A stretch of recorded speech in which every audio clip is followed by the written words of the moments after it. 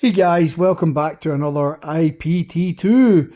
So this week I'm covering a topic from the personal training point of view.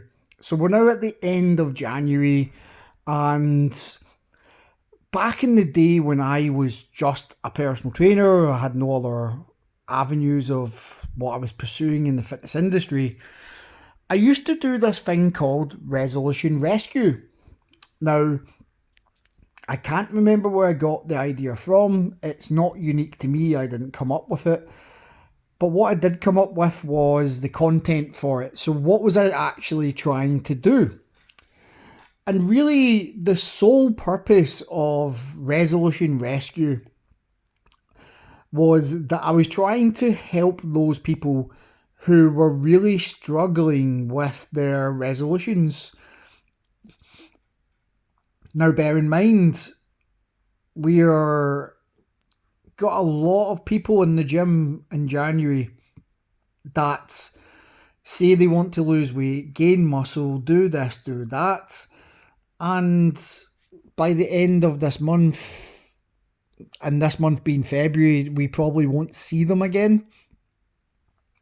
One of the big reasons we won't see them again is because they're finding their goals difficult. So, Resolution Rescue was set up for the month of February to try capture those people before they leave the gym and give them some help and advice, and ultimately transform them into personal training clients if I could.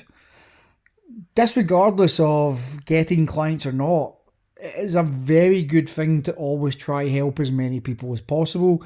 So Resolution Rescue didn't just have gym-based resolutions.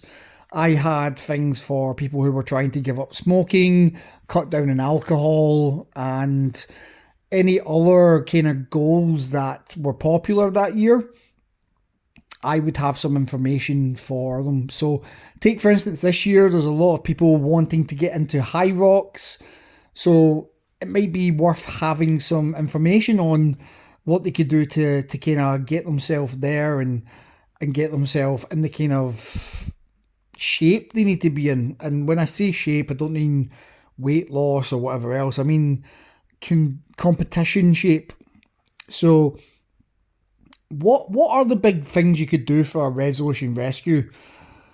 Well, back in the day, there was no PTs who specialised in giving up smoking, giving up alcohol, cutting or reducing them down. There was nobody to give advice on specific things, and that's where it was great to be generic. But you could have a Resolution Rescue. You don't even need to call it Resolution Rescue, let's be fair, but you could have a focus on weight loss. That is what 90% of the people coming to the gym want in one way or another. You could rephrase it and make it more of an aesthetic kind of thing, like look good for your summer holidays. Do you need support with that? Because again, that will be something playing on the mind of some of the people coming to the gym. It could just be that you focus on things like people's technique, how to lift better, how to enjoy the gym is another one. Because remember, these people who might quit the gym, this is where you could step in and help them. You could give them advice on making the gym more fun. Because remember, later on, yes, they can get more serious about the gym and develop their skill sets. But one of the best things to help people come to the gym and get consistent is to make it fun. Now, that doesn't mean they have to be doing loads of fun activities, but again, we want to make sure they enjoy their time in the gym. So it might just be advising things like do the cardio that you like, do the machines that you like, structure your workout so that you have those things always incorporated so that you're not dreading working out each day. But there could be lots of avenues. There could be a nutritional avenue as well as a physical. And again, you could put on workshops. You could just have a Q&A on giving advice on resolutions. Whatever avenue you want to take, this time now that we're coming into February is where you could potentially get the business that you need to have a sustainable PT business for the rest of the year. So any kind of marketing you did in January to kind of get yourself noticed, this is when you need to capitalize on it. And it's one of these things I continually tell not just my students but other PTs. People will not care about you or your business until they know that you care about them. So go and give that advice, but try to remember who you're giving advice to. Try to remember the little small things about people. Try to make sure that they are happy, more than happy with every interaction that they have with you. Try to go that little bit above and beyond, and try to make sure that whatever advice you're giving can really impact them, because that's what will turn somebody into a client. The fact that they are now getting on with you, they know that you care, they will eventually inquire about personal training. And if they don't, then they probably will tell somebody who asks about personal training to go and train with you. We do live in this day and age where a lot of trainers will just shy away from these interactions to go to the online space. And yes, whatever you're doing in the gym, you can still document it, put it online, you can have some conversations, but those conversations are going to be with the camera, they're not going to be with the people who could potentially be your clients. So that's something to always remember when you are going about this February, is these people who are in your gym who are thinking about leaving, who maybe are not enjoying their journey so much anymore. You can salvage that by making sure that you have those good interactions, you give them the help and advice they need. And sure, you may think you're giving away too much at some points, but the reality is, if you're having a conversation with somebody, they're not taking down notes, they might remember some of it. You might tell them a lot about doing lifting or nutrition, but they'll probably forget a lot of it. So they'll probably come back and seek your help. So we're not doing anything bad by giving them as much information as we can. It's actually a good thing to give them information. That's again how we show that we care about these people, by giving them as much as we humanly possibly can. If those people then walk away and go and use your information to help themselves and it works, then they're going to be coming back for more.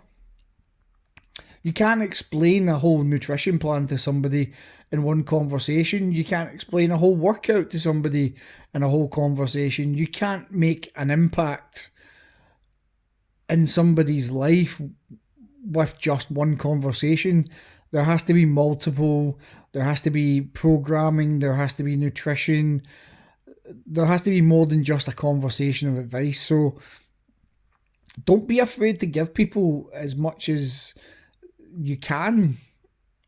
And that's where you can then check up on those people, make sure that they are having some success, making sure they are overcoming hurdles, and then helping them to then understand the benefits of training with you.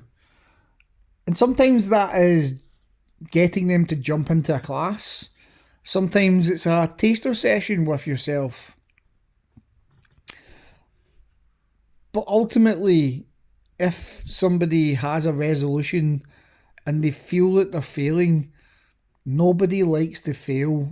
So if we can offer support and get them to succeed, then not only will they change into somebody who's going to rave about us, but they will also want more. And isn't that what you want people to have for you? They want to be around you and train with you and purchase your services. Resolution Rescue was never about just getting clients, although that is the end goal. And for me, I always kind of said, if I get 2 to 5 clients, that was great, but I had to do a lot of the groundwork to get those clients. And back in the day, that was great. I could do that. I had the time. So if you have that time, why not go and try help people? Why not even inquire? Like, did you make a resolution this year? Can I help you with it? Make those interactions on the gym floor this February the main priority. Your Instagram, your TikTok, your Facebook group, these are good to have, but ultimately, how many people on those platforms are actually from your gym? And sure, if you're an online trainer, it makes sense to then look for that, or even if you have a hybrid business. But for the most part, personal trainers are personal trainers. They're not online coaches. And you're looking for clients in your gym, which means go speak to them. Find them. See the people who are struggling in your gym. Ask people about how you can help them. Ask for information about their goals and how you can then support them in those goals. And see if there is a little bit of rescuing that you can do for these people. Now, if you're a personal trainer who has set themselves a resolution this year and you need some help and support, please get in contact. And if this is your first time listening to IPT2, then remember to subscribe, share, save, comment, all the good stuff that helps us reach more people. I myself will be back next week with another podcast, and I hope you've enjoyed this brief Resolution Rescue podcast. At the end of the day, it isn't always about overloading with information or trying to be too unique in what we do. This kind of rescuing that we do for clients can actually just be very simple and get you a lot of new clients or just help your existing ones. So please give it a bash. Let us know how you get on. And until next week, we will see you on the flip side. Have a great week, guys.